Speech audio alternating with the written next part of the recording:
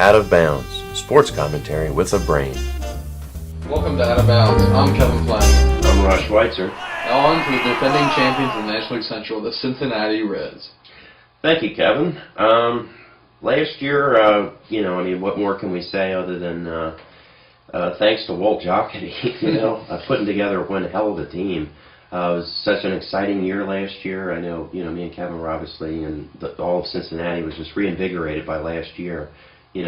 Cincinnati's waited so long to have a winning team, and to have one like this with so many dynamic personalities on and off the field, it was just makes you feel special. It reminds you of back in '90 and in the '70s and stuff. Not that we were around for the '70s, but from the film and the footage, and from hearing from relatives and so on. Some standouts, of course, from last year. Obviously, Joey Votto with an MVP season. Congratulations to him.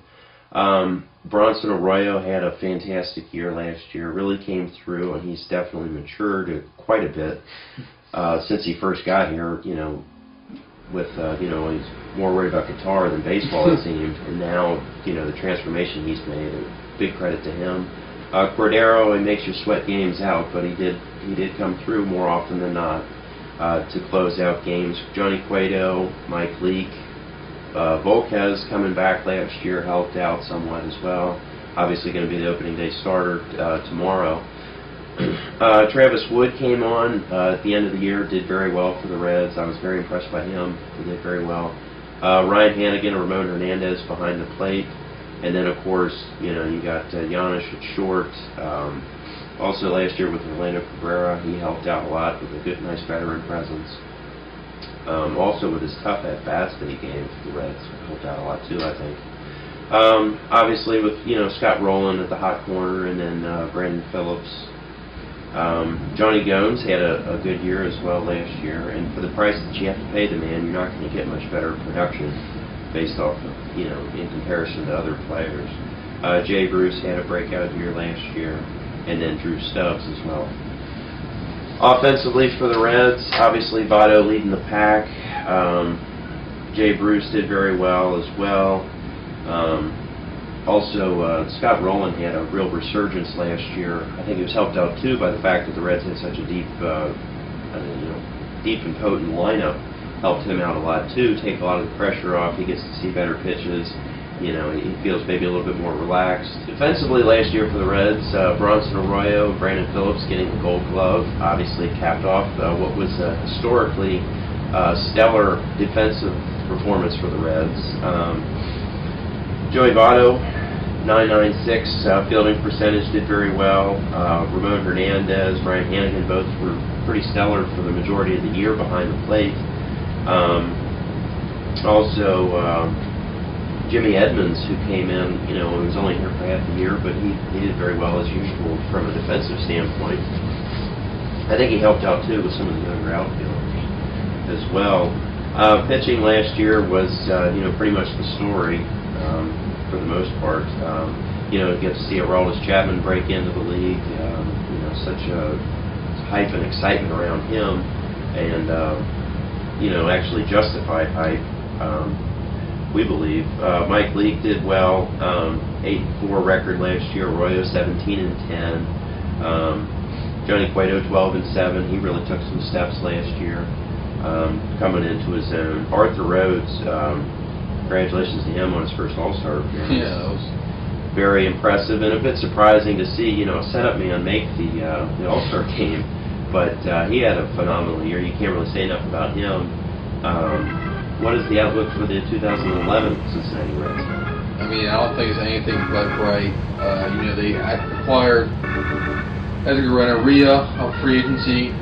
They got Cairo back. They got Ramon Hernandez back. They got Arroyo back. They got Johnny Gomes back. And lastly, they got Fred Lewis from the Toronto Blue Jays to get him now for the backup Stubbs and Gomes or Bruce or whoever needs it. And they're much needed small ball hitter, I feel like, that can slap some hits around, because that's the one thing the Reds still lack consistently is that almost a Norris Hopper effect is what he is. Many Reds fans remember him.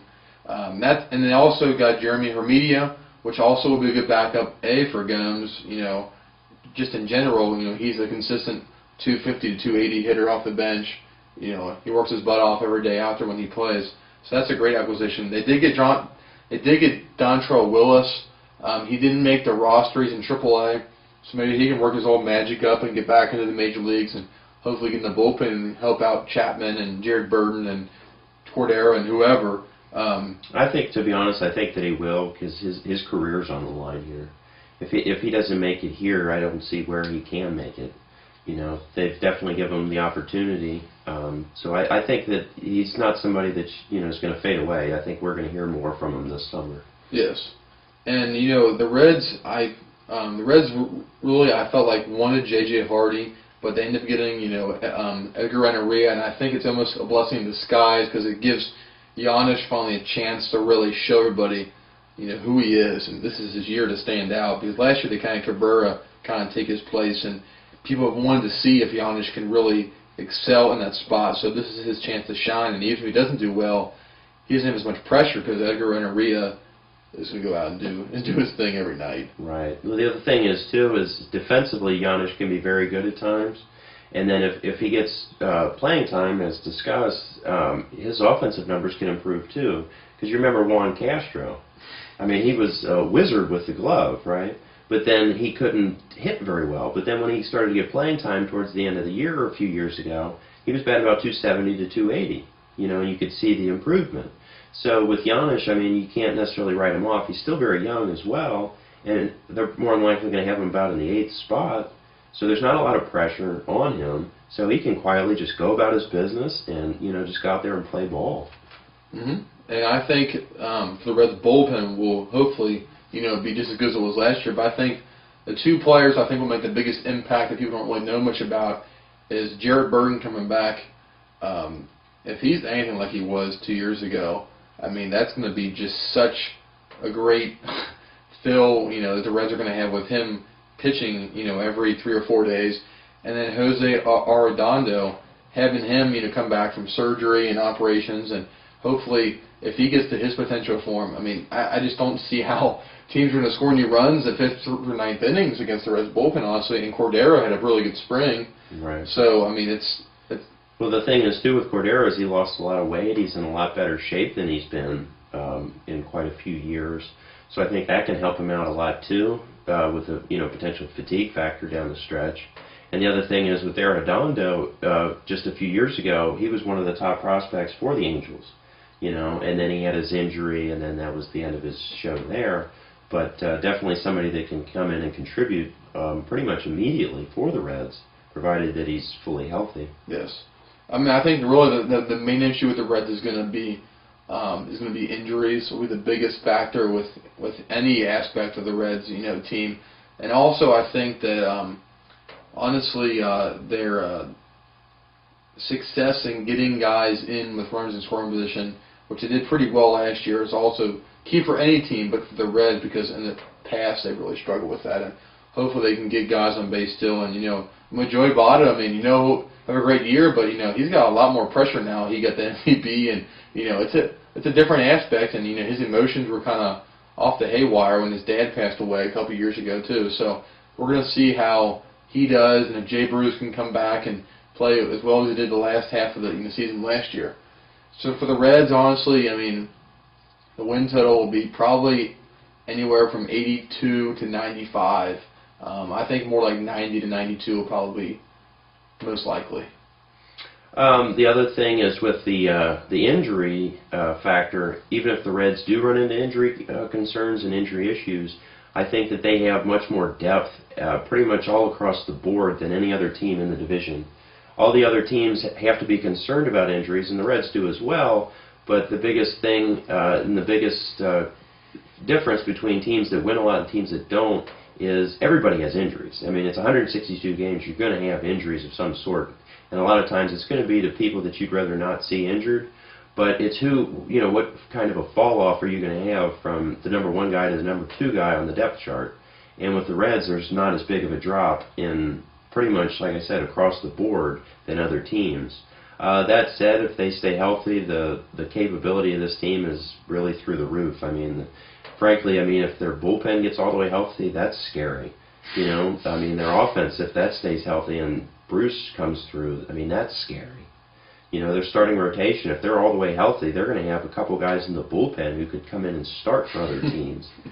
You know, a couple guys in the minor leagues who could come in and start for other guys. So, that said, if this team reaches its potential, you could see 100 wins.